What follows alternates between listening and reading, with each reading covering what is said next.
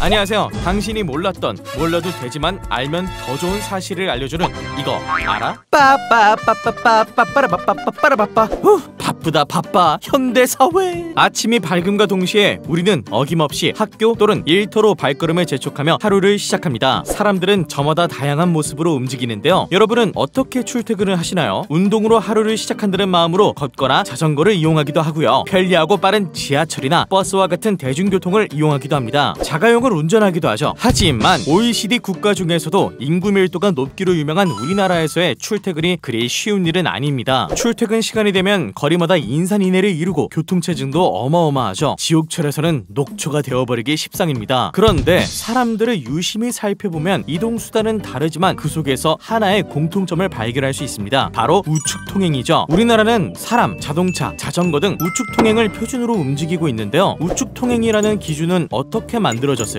때는 1903년 대한제국의 고종 황제가 우리나라 최초의 자동차, 황제 전용 어차를 들여오고 난 2년 뒤에 보행자와 차, 말의 우측 규정을 발표하였는데요. 이것이 바로 우측통행의 시작이었습니다. 그러나 일제감정기에 우측통행 규정이 일본에 의해 좌측통행으로 바뀌게 됩니다. 일본의 무사는 보통 왼쪽 허리에 칼집을 차고 다니는데 오른쪽으로 걸으면 맞은편에서 걸어오는 무사가 찬 칼집에 부딪혀 시비가 생길 수 있어서였습니다. 정말 황당한 이유네요. 이러한 이유로 조선총독부가 좌측통행을 법령으로 규정하였는데요. 이 규정은 1921년부터 88년간 유지되었습니다. 물론 해방 이후에 변화가 없었던 것은 아닙니다. 미군정을 거치면서 미국의 영향으로 차량의 우측 통행이 도입되었죠. 하지만 보행자 좌측 통행은 그대로 유지됐습니다. 통일되지 않는 통행 규정은 문제점을 가져올 수밖에 없었습니다. 차량과 보행자가 같은 방향으로 이동하다 보니 보행자가 뒤에서 달려오는 차량을 빠르게 확인하지 못해 교통사고의 위험이 늘어났습니다. 횡단보도를 건널 때 정지선을 넘는 차량과 사고가 일어날 확률도 높았죠. 법 개정을 통하여 2010년 7월 1일부터 모든 도로가 우측 통행의 원칙을 따르는 것으로 통일되었습니다. 보행자가 우측 통행을 하면 인도에서 차량을 마주보고 걷게 되기 때문에 돌발 상황을 쉽게 피할 수 있으며 횡단보도에서도 정지선을 넘어오는 차와 거리를 확보할 수 있게 되었죠. 그 결과 교통사고 발생률이 약 20%나 감소했다고 합니다. 대단한 수치죠? 우여곡절 끝에 가장 안전한 통행법을 찾은 우리나라는 우측 통행을 표준으로 살아가고 있습니다. 하지만 세계 각국이 모두 우측 통행을 하는 것은 아닙니다. 좌측 통행을 원칙으로 규정한 국가도 75개국이나 된다고 하네요. 이 나라 중에는 과거 영국의 식민지였던 곳이 많습니다. 역사가 통행법이라는 표준에 영향을 미치고 있는 것이죠. 표준은 제품과 기술에만 적용되는 것이 아닙니다. 사회규범, 관습, 언어와 같은 인문사회적 표준도 존재하죠. 인문사회적 표준은 사회 통념으로 자리 잡은 경우가 많아 이를 바꾸려면 큰 노력과 시간이 필요합니다. 우리도 지금은 대부분의 사람들이 우측 통행을 당연하게 받아들이고 있지만 변경 초기에는 많은 혼란을 겪기도 했습니다. 사소한 행동 하나도 한 달이면 습관이 되는데 80년이 넘는 오랜 시간 동안 너무나 익숙해져 있던 좌측 통행을 하루 만에 바꾸려니 어려웠던 것이죠. 오랫동안 지속되어 온 규범이나 관행을 바꿀 때는 처음 시행했을 때 이상으로 많은 시간과 노력이 필요하다는 사실, 그리고 그것을 지키고자 하는 시민의식까지 모두의 노력이 아니었으면 지금의 질서와 안전이 보장될 수 없었겠죠. 오늘의 표준 이야기는 생활 속 안전지킴이 우측 통행 편이었습니다. 국민의 안전과 편의를 위해 새로운 표준을 개발하는 것만큼이나 이미 자리 잡힌 것을 올바르게 개선하는 건 역시 중요하답니다. 당신이 몰랐던,